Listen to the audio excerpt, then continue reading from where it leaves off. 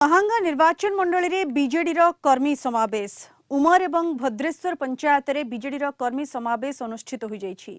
एही कार्यक्रम में महांगा बीजेडी विधायक प्रार्थी अंकित प्रताप जेना सामिल होइथिले। बापा प्रताप जेना नेतृत्व में निर्वाचन मंडली में राज्य सरकार करिथिबा विभिन्न जनहितकारी योजना गुड़िक विषय आलोचना करथिले। एहासो आगामी निर्वाचन में विपुल भोट दे समर्थन करने को कहिसेंती अंकित।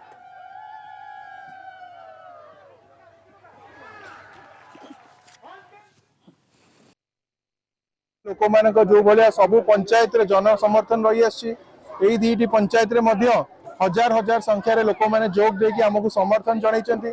मु समस्त बहुत धन्यवाद जनईबी। आउ दीर्घ 15 वर्ष है आम प्रिय विधायक श्री प्रताप जेना को महांगावासी आशीर्वाद कर जो विश्वास और भरोसा महांगावासी से विश्वास और भरोसा से जीति पारी कि जन समर्थन आमर विजु जनता दल प्रति से ही देखा कि आगामी दिन में भद्रेश्वर पंचायत रे उमर पंचायत रे लोक माने निष्पत्ति नहीं सारी विजु जनता दल को बहुत संख्यार भोट देकी से आशीर्वाद करके आमको सेवा कर पुणी थे सुजोग देवाक जाऊँ।